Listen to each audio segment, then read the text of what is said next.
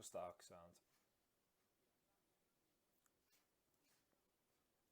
Yep.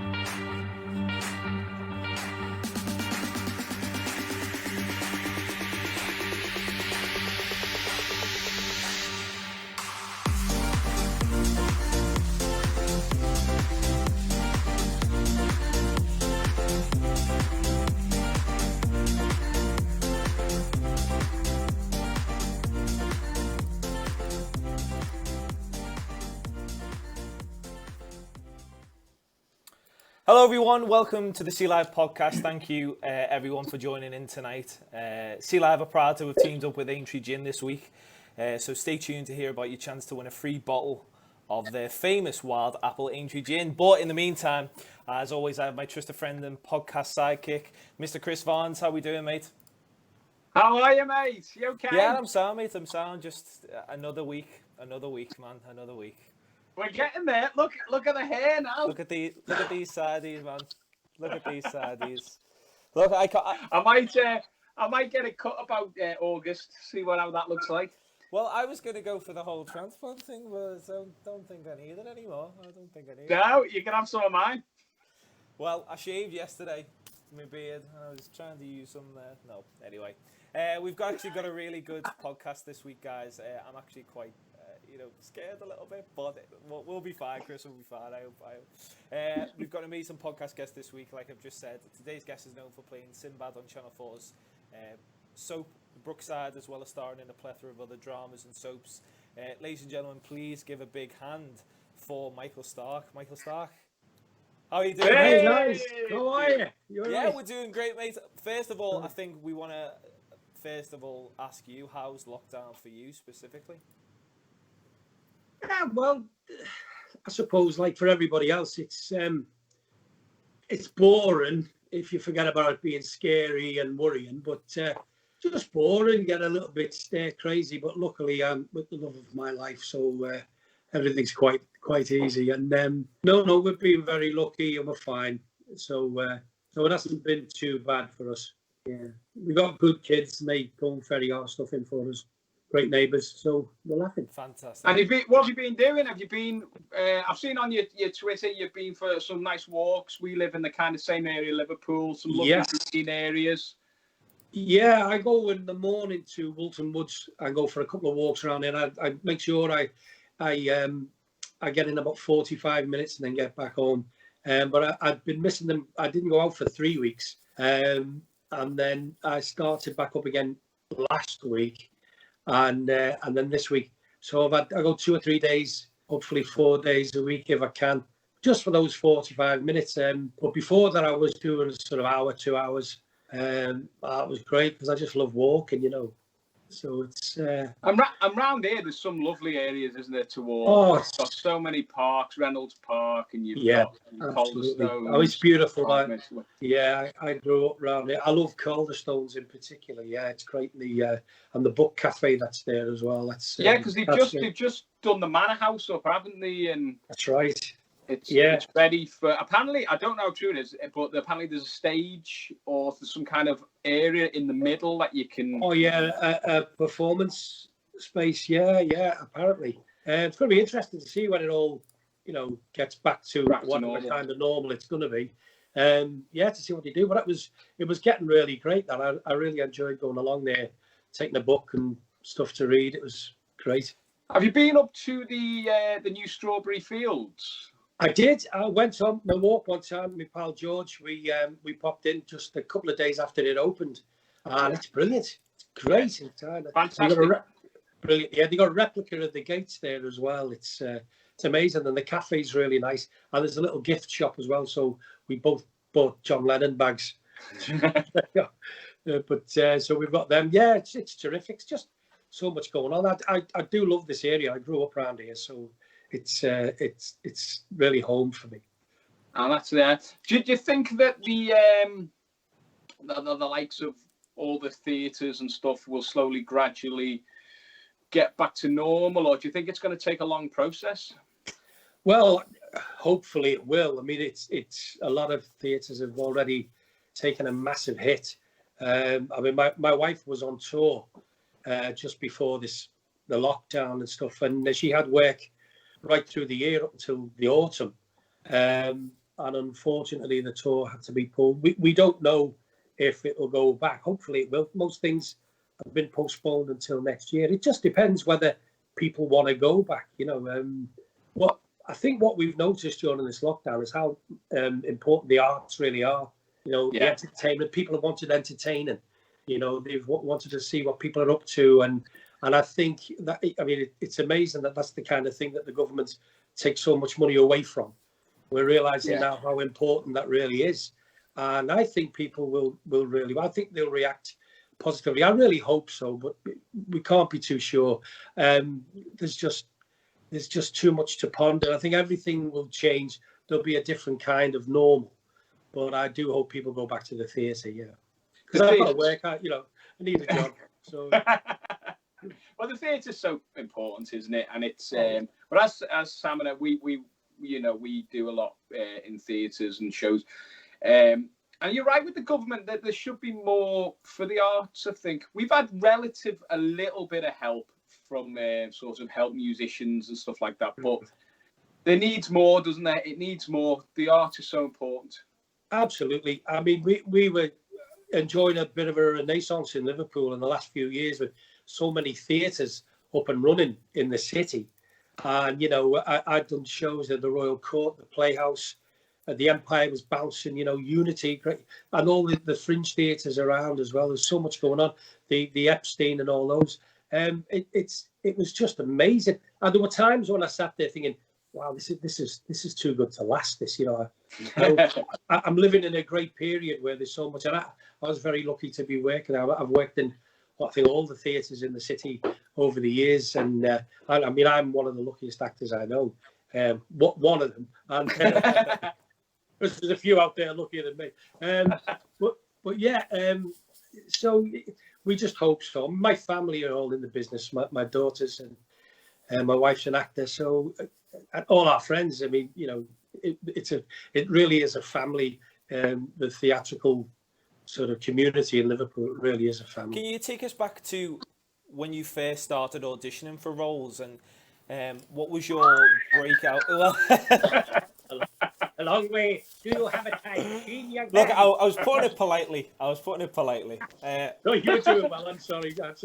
No, just tell us a little bit about your first kind of breakthrough, going to auditions and that sort of where it all started for you.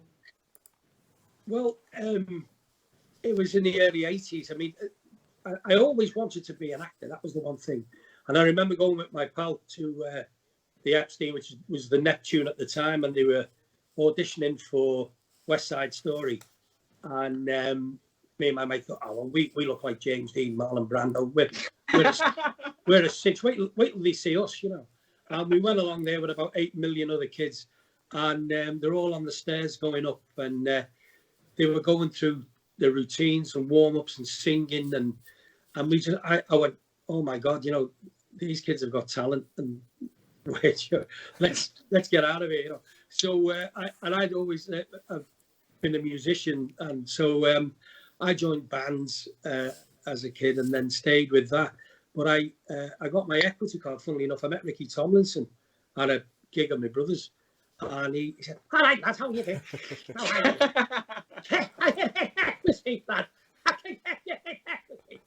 So we started in for equity membership, but I qualified because I was in a comedy show band, and I didn't know you could do that. So I got a provisional equity card, which meant I could go for auditions and do extra work. And there was loads of companies around then in sort of late 70s, early 80s, like Granada, Tynes in Wales, BBC Manchester, BBC Leeds, and tremendous, all the kind of things they were making them, like Brideshead Revisited, and all those huge, massive shows.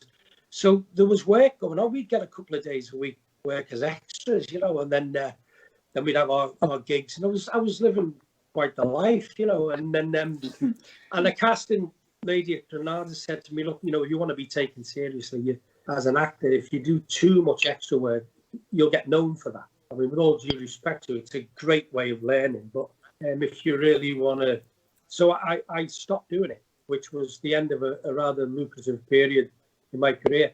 And then I started auditioning for plays. I auditioned for a play called Are You Awake, which was written by Mark Davis Markham, and I played two characters, a ghost and a punk rocker.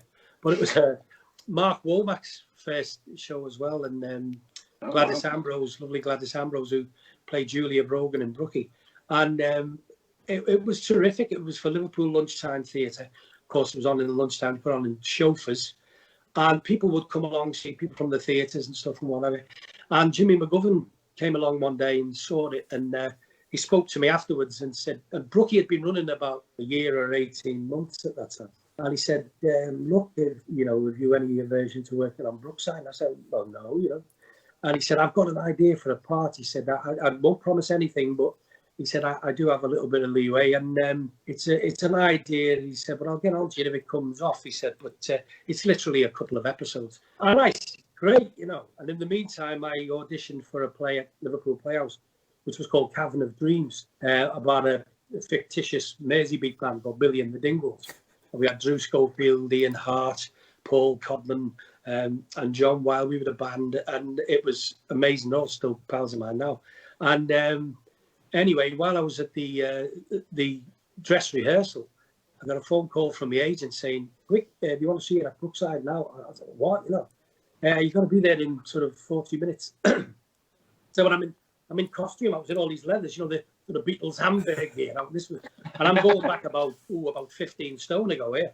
And so my hair was all sort of done up like a Billy Fury quiff. And so I said, what am I going to do? And the director, Bill Morrison, was lovely. He said, yes, sir, Belfast Valley. Just said, yes, get up there, Mickey, get a cab, get up there and come straight back. So I jumped in a cab and I thought, well, this is great because Jimmy McGovern's written it. He wanted me for it. I think it's pretty much of a formality, so it doesn't matter if I'm dressed like the Beatles with the boots and all that. Now, I walked into the office just off the reception, and there were 3 or 4 lads who were sat there, looked so much like the character. And I walked in dressed with all these leathers on, and they all went. I thought, oh my God, I've blown this. And then we did a little piece of camera, read a bit of the script, and I went, right, okay, see you, thank you very much. And then about a week later, they rang to say, yeah, I got the part. So there were those 2 episodes. I came in and I pinched Barry Grant's ladders. And then they liked the character because there was so much he could hang on, and because he linked with all the other different characters, he could move around the close. It became very easy to sort of hook storylines onto. So for the first 5 years, I was just in and out, but I was still doing a lot of theatre at the time.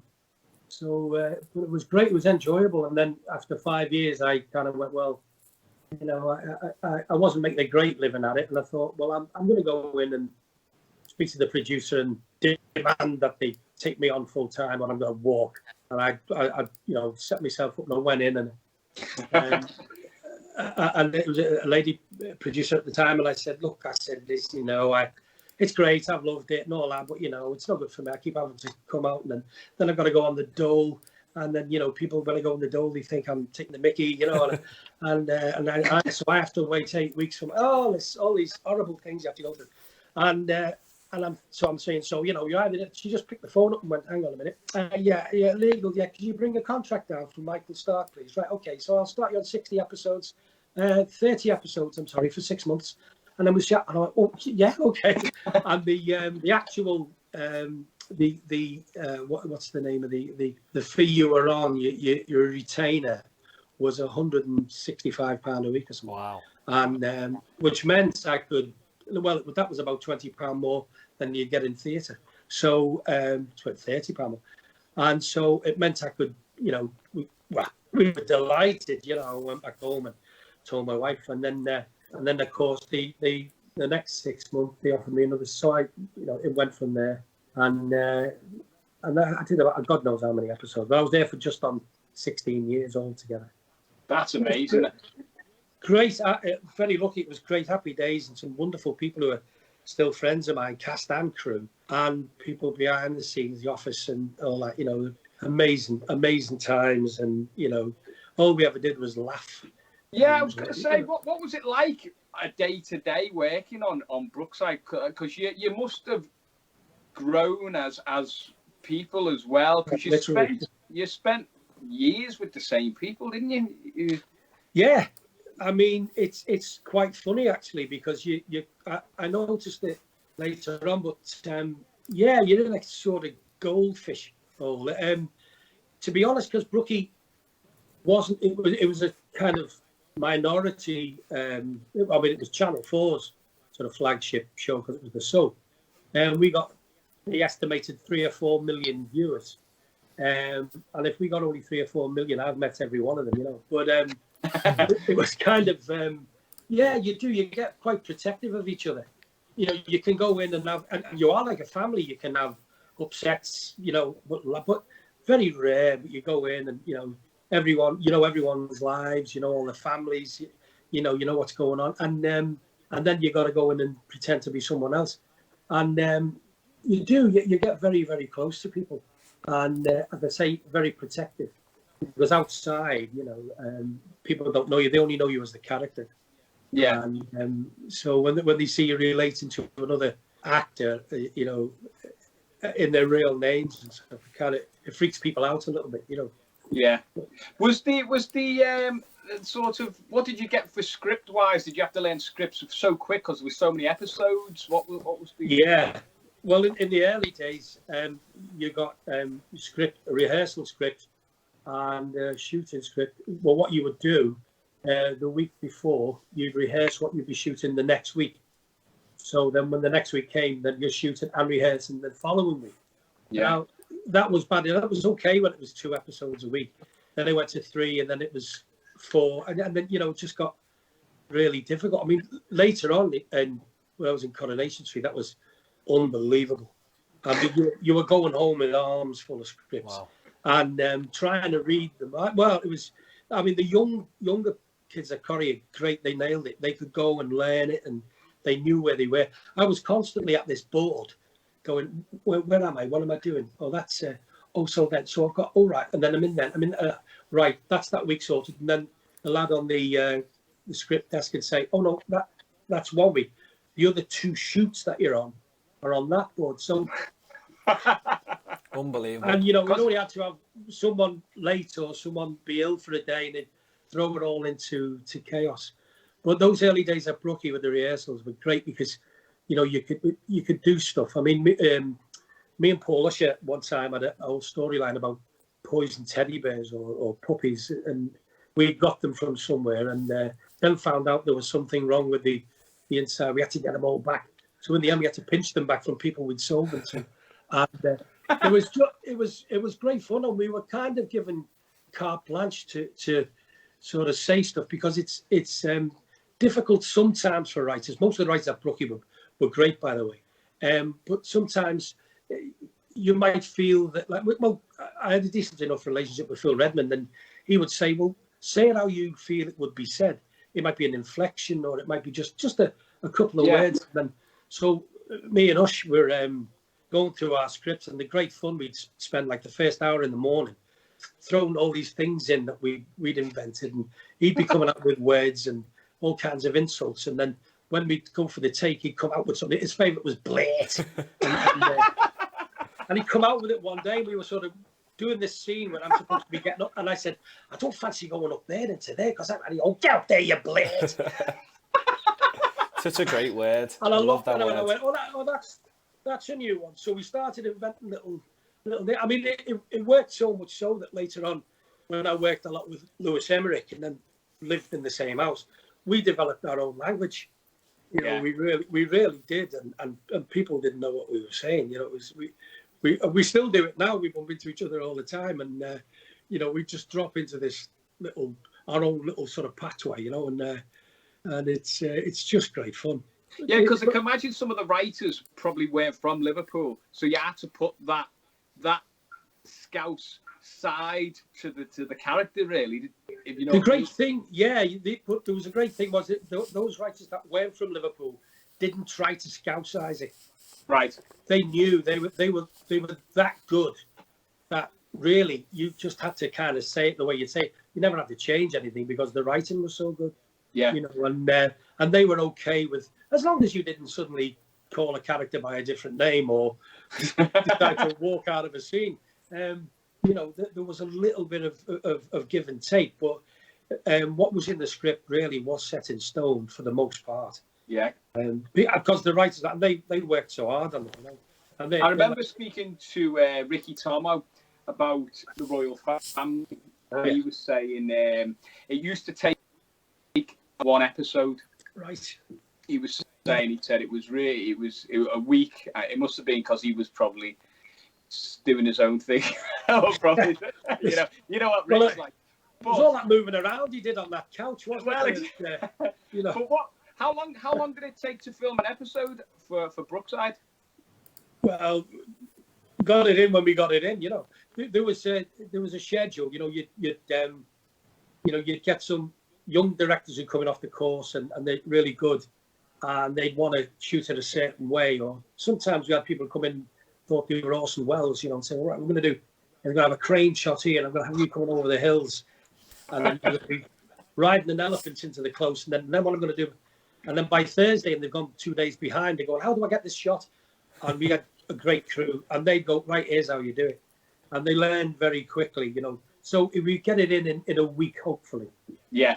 Then it comes to like sort of 3 episodes. You only had about 10 days, if I remember rightly, to get them in. That was a tough call, it really was. But you were in it a long time, and I was saying to Samo, because Sam's a little bit younger than me, and I watched. Yeah, Sam, that's a nice compliment for you. Thank you. But I remember watching, and it was always that duo, you and Jimmy Corkill. It was always that little duo. Yeah, we did. Jimmy and Sinbad were kind of kindred spirits. You know, they were from the same background. The Corkills were a big, tough family, but Sinbad was on his own. He grew up in an orphanage, and so he lived on his wits all his life, and he always had to. So he didn't know anything really. He wanted a family. He was a very loving. I discovered all these things in him as the years went by, you know, and then the writers would spot something, and then they'd try something. And generally, what was great about Brookie was you could be sitting having a cup of coffee in the canteen, and one of the writers would come in after a meeting and say, "Listen, I'm thinking of doing this, and you know, and we're taking it this way, and what do you think about?" And if you had any input, you know, it was a wonderful time. But so it was nice because, you know, the instincts that you develop for the character that you know so well, it never quite belongs to you because there's so much input. But it was nice sometimes to see how it evolved, because years later I remember Phil Redmond saying to me, you know, Sinbad's now kind of become the conscience of the programme. It frightened me to death. I just thought, you know, I don't want all this responsibility. I want to come in and have a laugh and have great fun with people. That's what I love. That's what I loved most about the character. He was funny and had a laugh and made mistakes. And because of his background, he didn't get the kind of education he learned on the hoof. And he learned from the people that he was with, you know, which was kind of like how my career was, you know. But when I first went into Brooklyn, there were people like Sue Johnston and all these wonderful people that were working there at the time, and Sue Jenks later on and all that, who were like really the sort of drama monitors. They'd point you in the right direction if you were going the wrong way. And then so we tried to do that then later on with youngsters that came in, and always tried to be there for them and hopefully point them in the right way, you know. There's not always... me, because I was rubbish. I used to get all the wrong things from me, but no, we tried our best. It was nice. That was a good feeling. There's always like always on the telly, like the top 100 soap moments and stuff. And the scene that always comes up is the body under the patio. Yeah. It's the most it's probably the most talked about moment in Brookside, isn't it? Apart from the lesbian kiss, maybe. Yeah, well, it was the first same-sex kiss, wasn't it? And that was all handled so well. And Nicky Stevenson and Anna Friel, who did it, were just tremendous. And they were very professional about it, and it was treated with the greatest respect. I mean, the body under the patio was that kind of grew and grew. Mal Young was the producer at the time, and Brian Murray was available, who Mal actually liked, and he said, I've got this idea for this storyline, and we'll see how it develops. And it was one of those sort of organic things, which grew and grew and grew to the point where, they did away with it.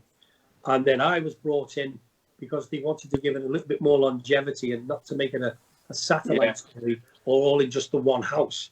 So Sinbad he befriends the family and then helps. But it was a scene, amazing.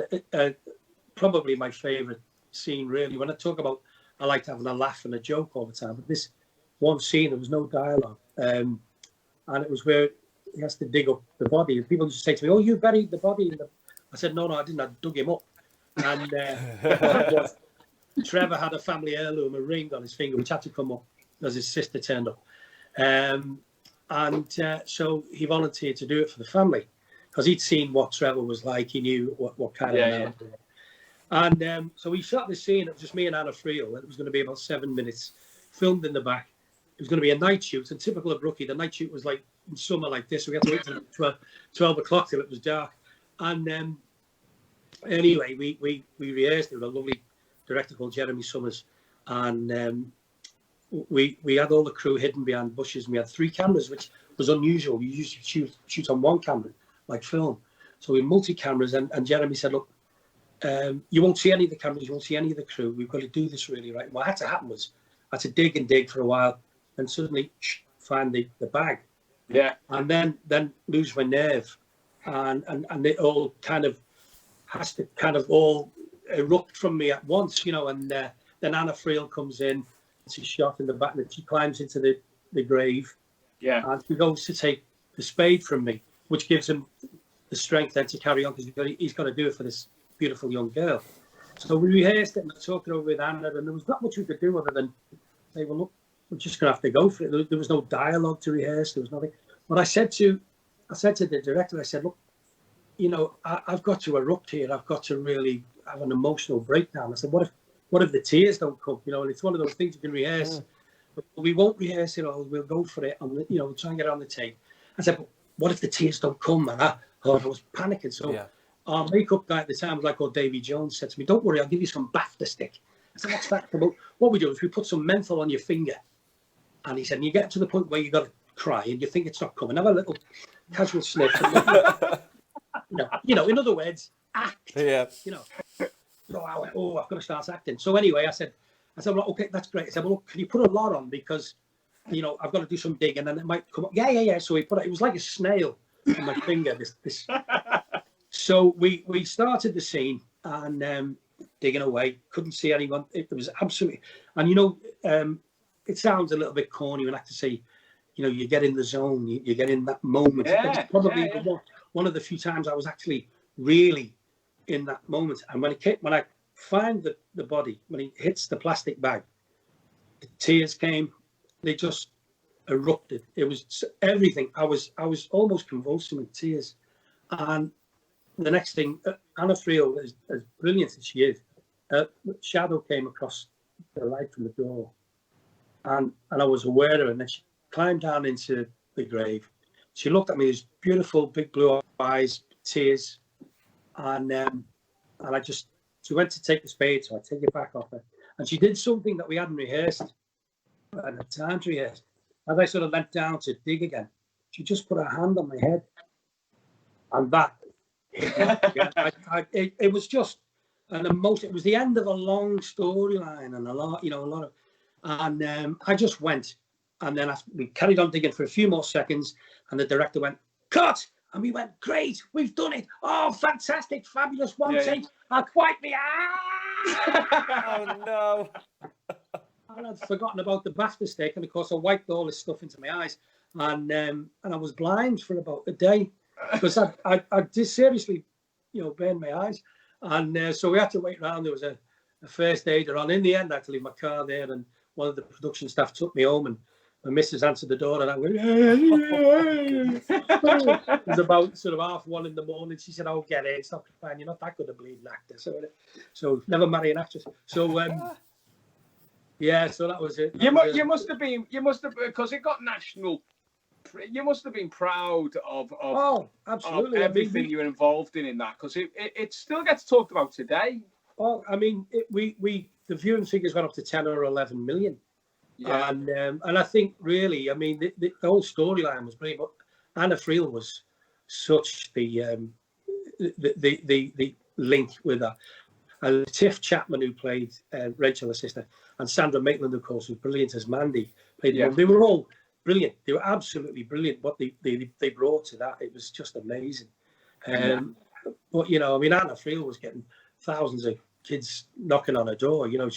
She couldn't move, and she tried. She was only 16. And she was trying to reply to people. And it was really tough time for her.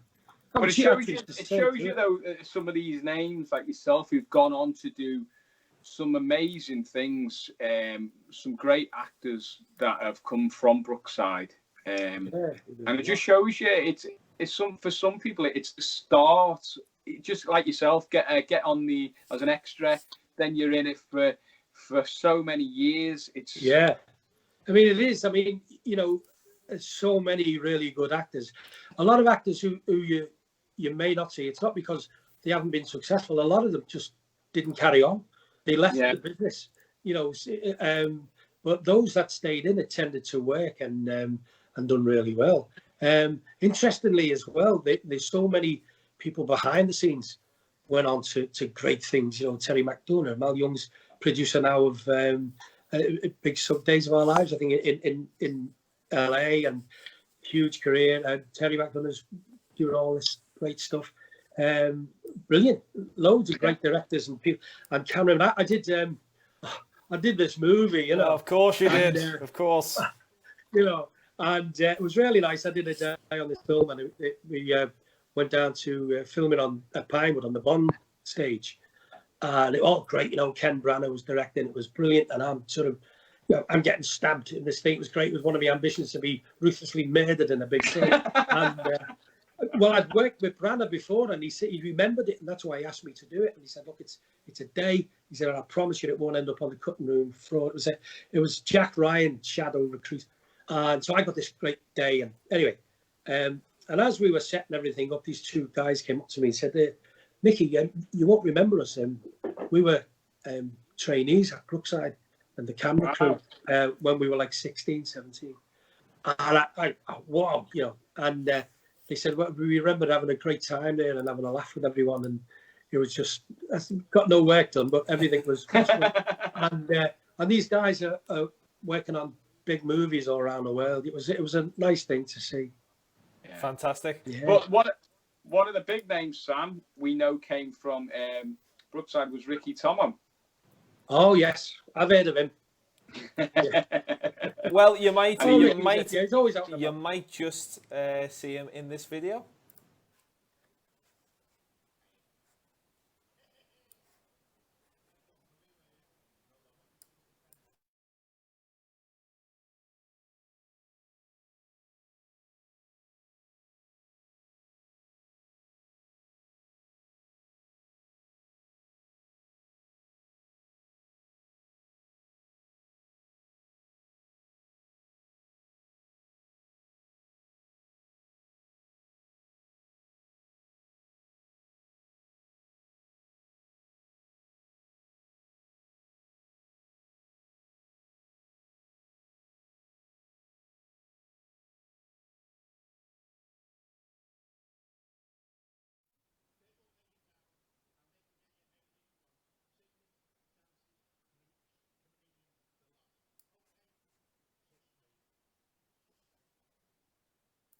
Brilliant there. So there's Ricky Tomo. Ricky Tomo is a great friend of ours. We work with Ricky on a regular basis, and we keep in contact with him. But he's a bit computer illiterate, as he's just said in that video. Then, so he can't do all this Skype malarkey. So we're made up that you can do it, Mick. He's here. He's here. We don't need Ricky. We've got Mick instead. But you touched slightly on the Jack Ryan stuff, and you also worked on the 51st State as well with Samuel L. Jackson, and also filming in Liverpool as well. What a film! I mean, it's probably one of my favourite films growing up, with Robert Carlyle and yourself in it as well. What was it like working on that? Amazing. It was great. I mean, the funny thing was, when I left Brookside, the day after I left, I got a call from the agent to go back and film a piece to camera with some of the script, because they were looking for a policeman, a character called Arthur, who was 6'2", dark hair, 25 years old, and about 9 stone wringing wet. And, so I thought that this was going to be a challenge, you know. So, but apparently Nina Gold, who was casting it, was really nice about it. She quite liked me and said to Ronnie Yu, who was the director, she said, you know, this Arthur, who's 25, 6'2", dark hair and 9 stone wringing wet. What if he's a little fat fellow with white hair, 45? And so he said, let me have a look at him. So I did a piece of camera. They sent it down. It was fine. I got the job. So it was great fun. But what was amazing, my first day on set, Rhys Ifans was there, and he come running over. He said, "Oh, Mickey, listen, you know, you won't remember this, but we went up to Brookside and followed the canal, and there used to be the wall and then the canal coming from, God knows where it started. But they'd cycled all the way from Wales, come to Brookie. They were looking over the wall, and me and one or two of the characters were in the close, either going for tea break or going for lunch, and they waved over. So we went over and had a chat with them. And I remember there was often kids there, you know, but I remember kids coming from Wales and on the bikes, and saying, "Oh, you know, can you introduce us to Anna Friel?" And that was me. And I said, I can't even introduce myself to her these days. And some of the people, but and funnily enough, I think Rhys and Anna Friel are together now. But it was lovely because he was one of those kids, wow. Rhys Ifans, and you know, this business has a way of doing stuff like that. I've had a few weird little things happen to me in my career when I've bumped into people that I've met years before. You know, it's great though. Well, the 51st State, when we got on set, the writers came over, Saul and oh God, Dave. I think it's Dave Aldridge, who used to do Soccer AM.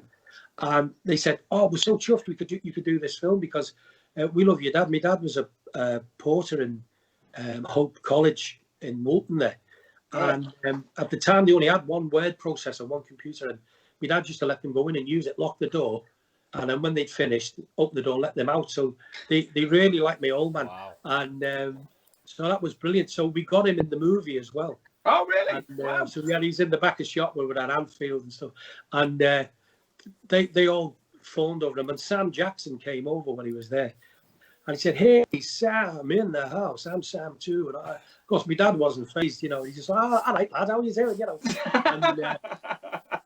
And Sam Jackson was really just ace about it all. And then my dad, when they had this trailer for wardrobe, which was full of all the retro Liverpool kits. They weren't selling really at the time, you know. It wasn't sort of in vogue then, but all these old stuff, all kinds of sports stuff. They let me dad run wild in there. So I said to Karen, who was the wardrobe girl, I said, "Look, whatever he pinches, I'll pay for. You know, I just, no, please." She said, "Oh no, he's all right. Don't worry about it." And he came out with a kit bag. And he had his own limousine, the little rat. And so the lads were all laughing, and he threw this bag in the boot of the limousine. And it's great because when we go home, I live just around the corner, he's around the corner from me. And we were going along in unison. It was like a presidential motorcade, you know. And then I'd get to the roundabout by the English Rose, and I'd turn left, and my dad would carry on, you know. It was great. So he got a lot of sport out of that, my dad. It was great fun for him. It was a nice. there was a lot of big names in that film, though. You had the likes of, I'd say, Samuel L. Jackson, Meatloaf. Maybe. Meatloaf, yeah, Bobby Carlyle, all those people. Just it was tremendous. Yeah, there's a lot of really good people in it, you know. Of course, Sean Pertwee, who was That's right. was with Oppo, you know, and he was really nice to me, you know. He said, "Oh, you're all right, mate. Don't worry about it. Oh, you're all right, mate. Don't worry about it. You're in the three-way." He said, "Go sit in my trailer. You're all right. Watch the telly, you know. You don't want to be sitting there. Go sit in my trailer. Make yourself comfortable." So I did. He was always on set, and I was in his trailer, just watching his TV and all that, rather than me little three-way, you know.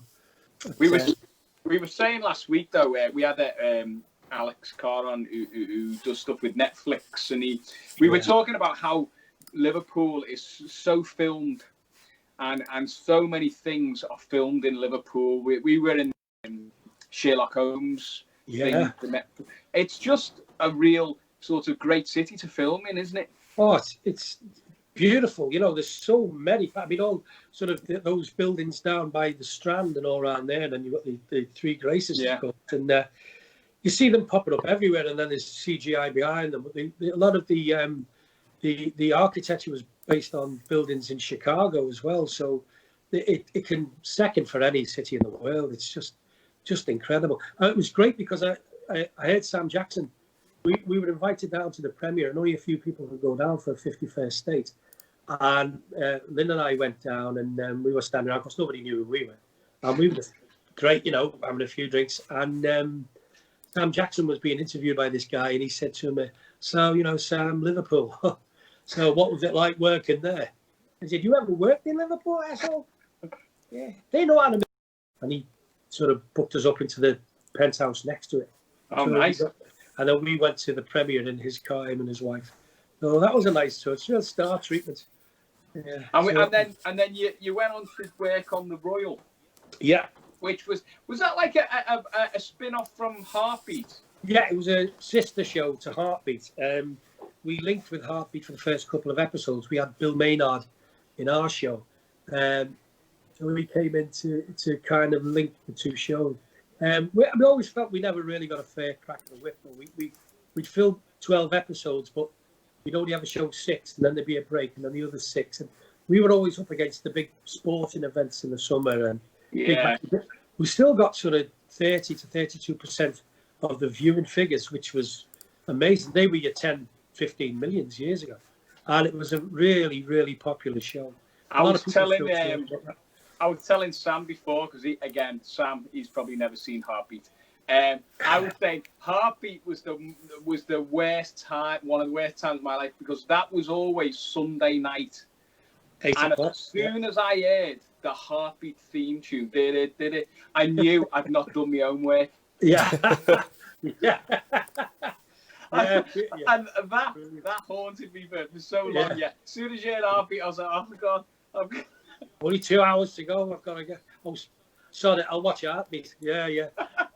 It's funny that I've got memories of shows like that. I think something would come on Sunday night. You go, quick, run through whatever you've got to do. But the Royal was a great experience and such a change. I mean, I'd gone in, funnily enough, just to have a meeting with Phil Redmond and have lunch with him one day over something else. And Ken Horn, who produced the Royal, his wife Linda worked at Mersey TV, and she saw me having lunch with Phil, and she said, "Oh, what are you doing?" I said, "Well, Phil's offering me the role of the new heartthrob in Hollyoaks, and I don't know whether I'm going to do it." No, obviously I was joking.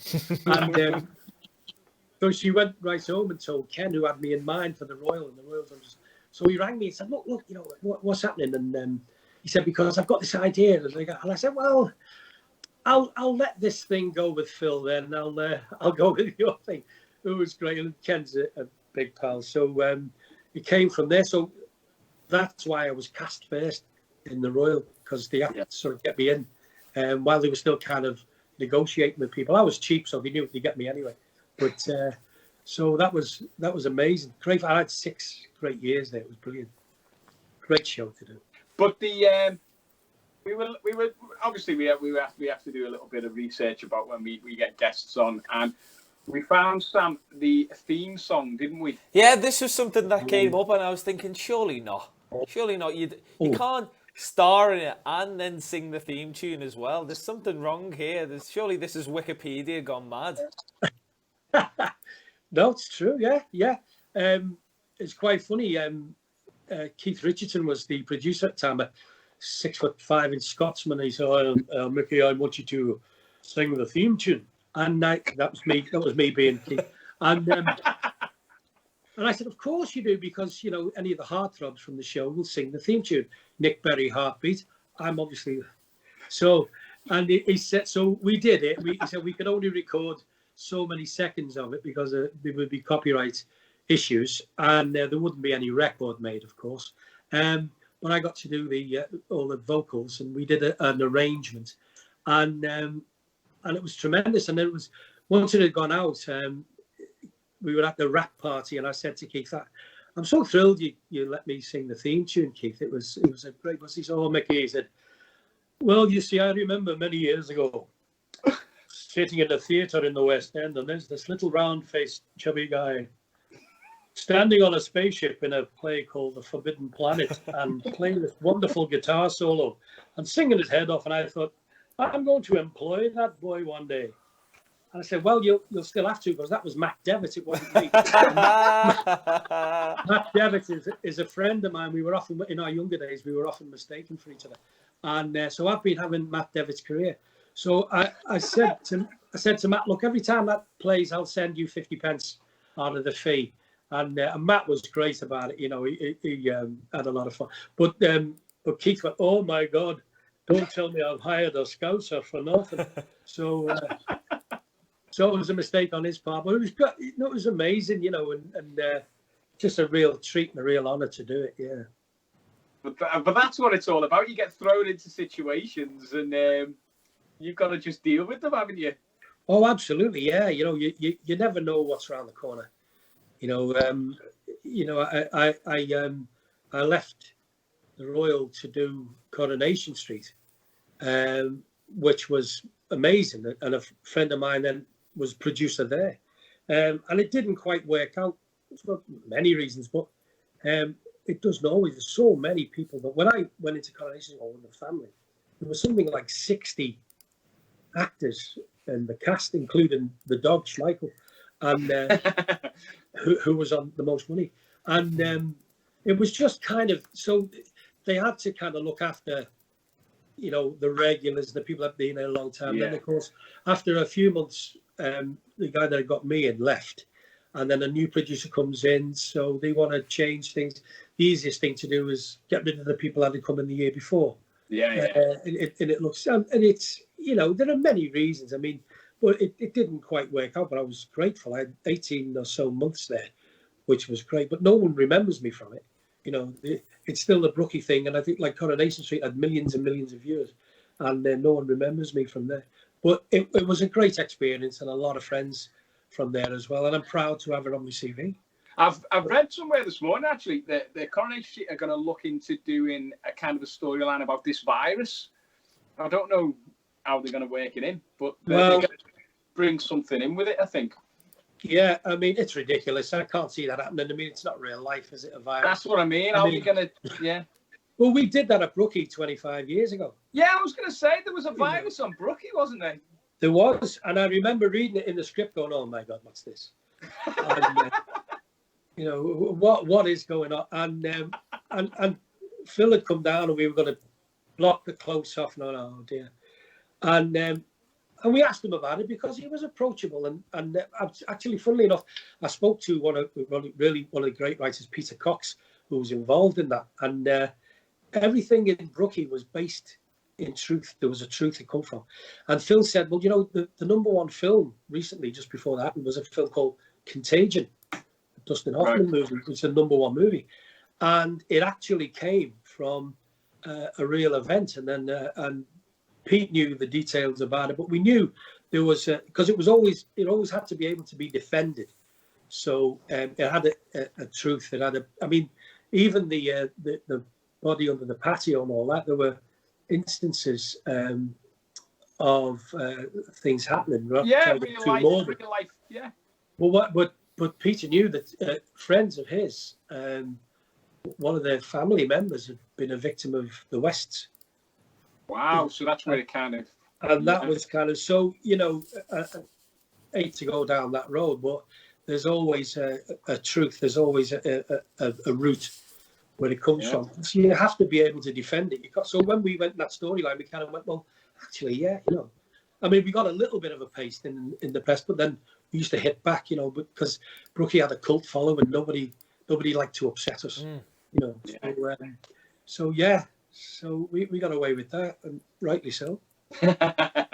So Corey will be doing it, and then like everyone of them, Brookie pushed the envelope and started. Without Brookie, there'd have been no EastEnders. You know, then EastEnders pushed the envelope then for Corey to move on, and then they all did. You know, so it was Brookie was a real trendsetter at the time.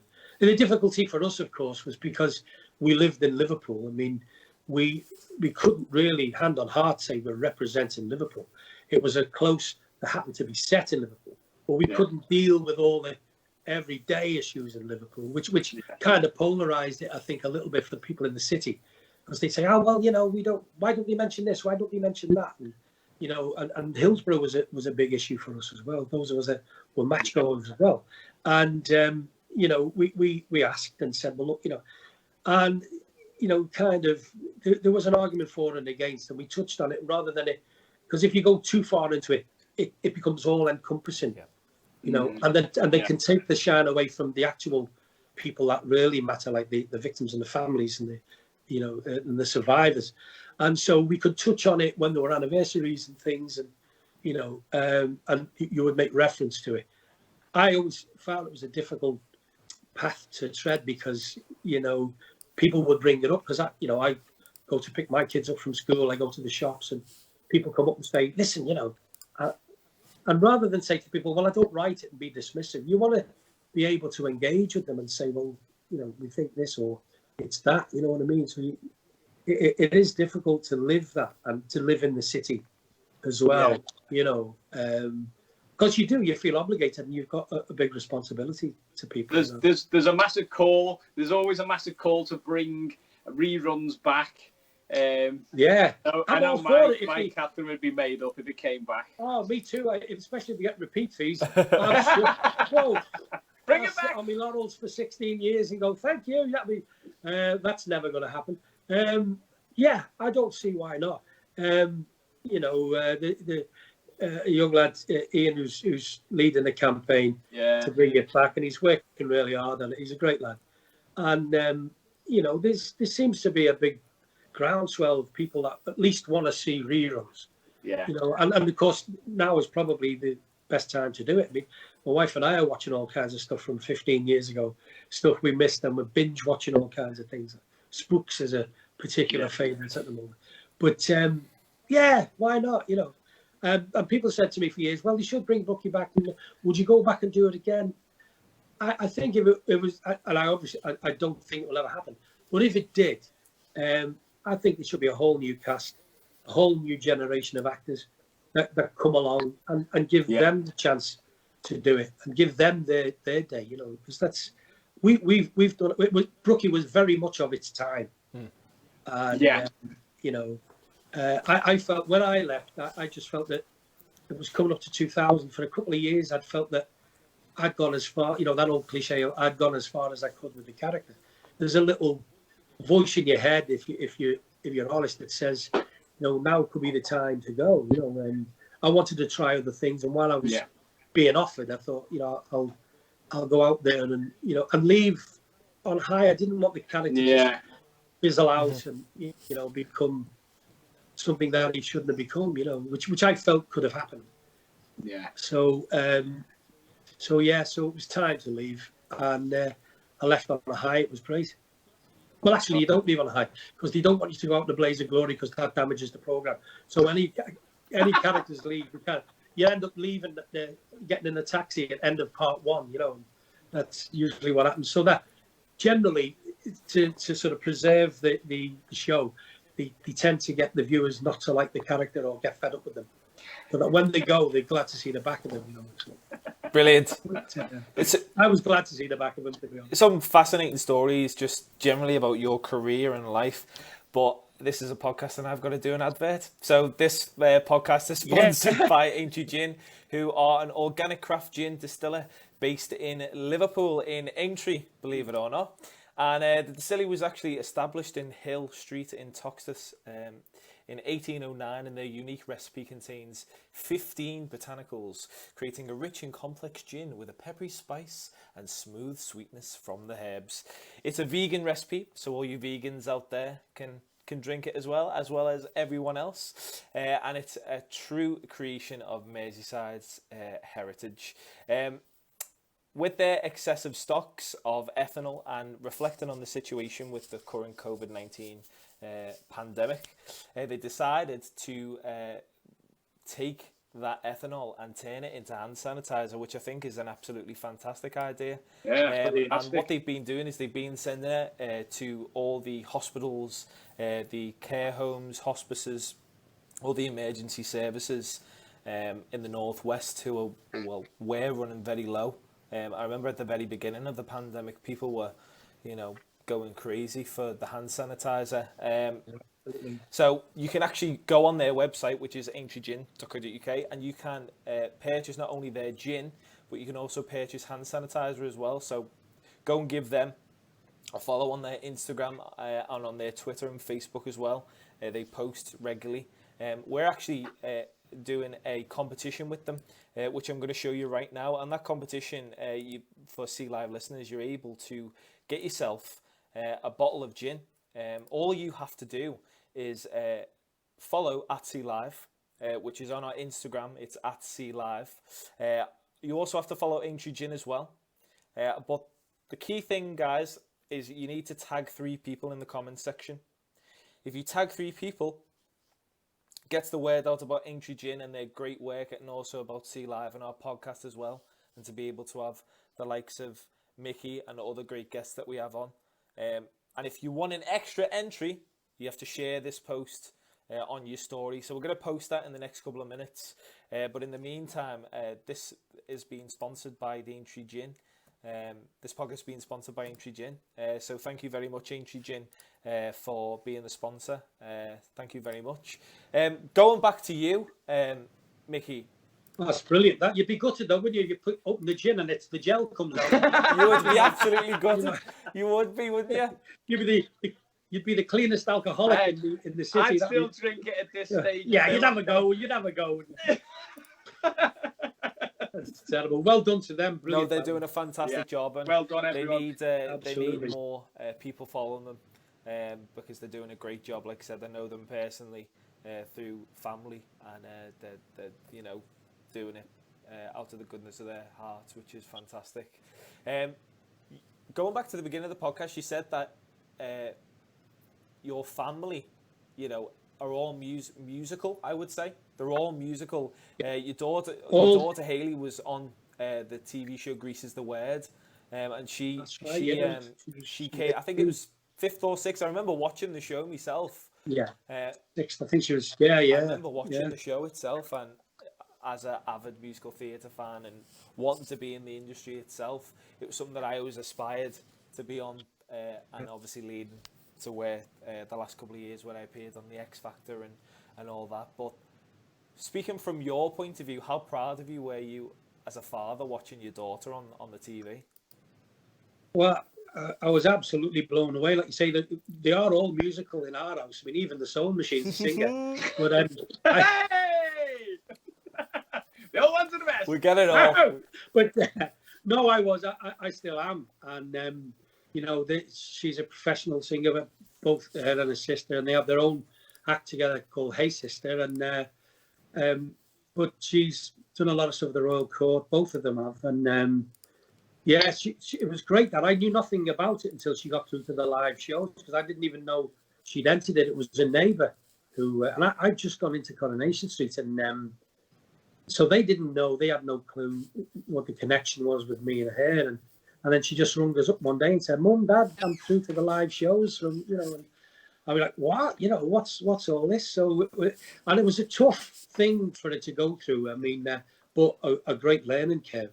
She met a lot of fantastic people, and yeah, she got the live shows, and it's one of those things. It's a kind of, I think it's so a lot of things are already set in stone, but she got a chance. The great thing I said to her, look, you got a great chance here to show yourself off, no matter where you get to, and when you eventually go, take it on the chin, take it, and be professional as you can, which she did, and she learned a lot from it. It was great. It was she was only 18, and as I say, we were terrified every week. We went down every week. We had the T-shirts on and all that, it was, as you do, hey, Team A, and but she's written a few of her own songs and recorded them, and she's amazing. They're both, but they're so lucky. They're just great kids. And is the theatre something that you're going to continue to work on from now on? Well, I hope so. I mean, theatre's the real, the lifeblood. Every actor wants to do theatre. I mean, that's why I'm growing this, because if there's no work by Christmas, this might be the only thing available. So I'm trying to put this in case there are any parts going around Christmas. No, but yeah, that's the thing. I mean, TV's great for your profile, and if you're lucky to have a sort of level of notoriety, then it's nice to do. I did a scene in The Virtues, which came right out of the blue, and I hadn't done any TV for a while, and Shane Meadows rang, and Stephen Graham had thrown my name in. I said, "Oh, get Micky to do the scene," and we improvised the scene, which was a lot of fun, and it was a very heavy series, if you remember it, and it's just done a bomb in the States. And the scene that they were showing in the trailer was the scene with me and Steve, and I played this real cantankerous Jobsworth called Sam, which is my dad's name was Sam, and my father-in-law's name was Sam, and so I had a badge, Sam, and he's just so obstructive. Stephen's trying to get a ferry over to Ireland, and he's just, we had so much fun.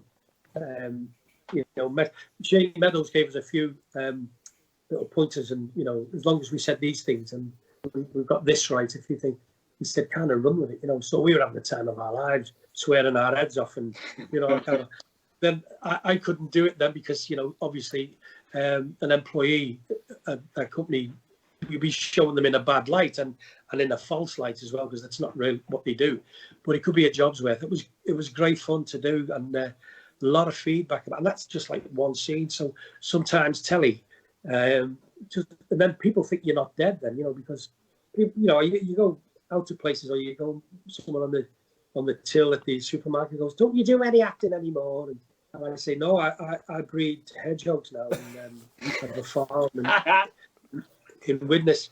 And you go, "Oh, you really? Oh, that's not." And then you think, "Oh, I shouldn't have said that," because this poor person actually thinks I do that. But they do, if they think, if you're not on telly for a while, they think you've fallen off the edge of the cliff. I remember I worked with Sid Little in a panto many years ago. He's a lovely lad, Sid. And I didn't know he was going to do this. And when he comes on his first entrance, he was the G. And he come on, he went, "All right, hands up, everyone who thought I were dead." And the whole theatre put their hands up. And he laughed his head off. And it was just, and he'd saved it for the first night. No one knew he was going to do it. And it was brilliant. Absolutely, I fell over laughing. So, when I do it, I say, "I'm dead. I was dead." You go, "Who are you?" So you've got to be very careful. Sid was so famous. Oh, brilliant. But that's it. I mean, telly, gives you that kind of little bit of a push. And for theatre jobs, it's good because it's something they can put on a poster as well.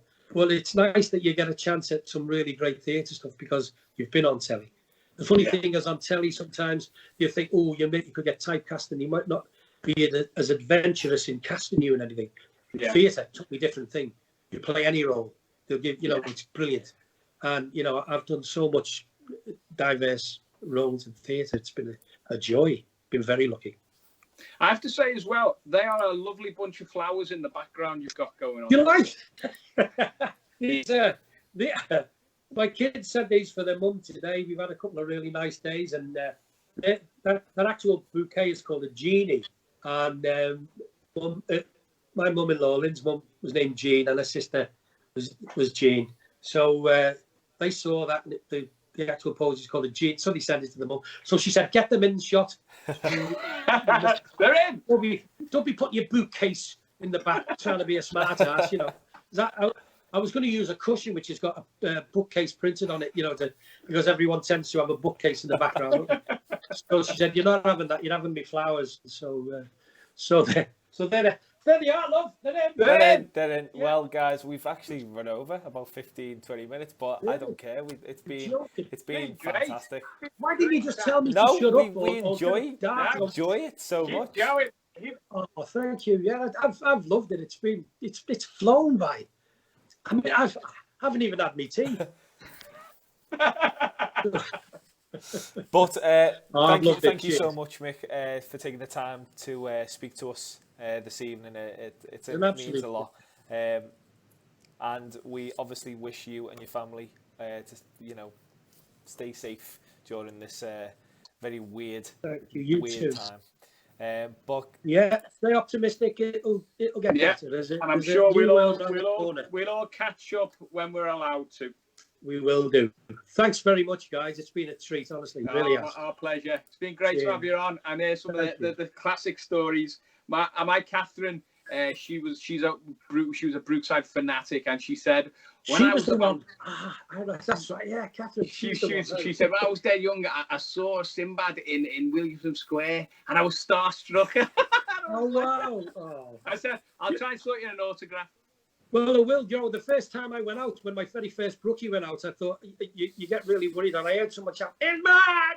And I went, "Oh my God, it's starting already." And I was in town and I ducked into a shop and I could still hear anyone, "Sinbad! Sinbad!" I went, "Oh my God, I'm going to have to go. I'm going to have to go walk past this guy." And I walked past him on the other side of the road. He was selling bin bags. Bin bags. That's how fantastic. Posy. Anyway, right, guys. Thanks, thank you so much, Mick. See you, Chris. See you soon. Cheers. Thank you so much. See you next week, guys. See you next week. Bye. Bye, guys. Bye. Today's podcast was sponsored by Aintree Gin. Make sure you go to their website. They're doing fantastic work for the care homes and hospices, sending out hand sanitizer. Like I said before, for a chance to win a bottle of their wild cherry gin, just make sure that you follow Sea Live and also follow Aintree Gin. Share it to 3 people. On this post that I'm going to post now, and you have a chance to win. I think it's wild cherry or wild apple, so you've got a choice. So there you go. This has been the Sea Live podcast number 7 with Mickey. Thank you so much, guys. Good night and God bless. Thank you. Bye. Cheers, guys.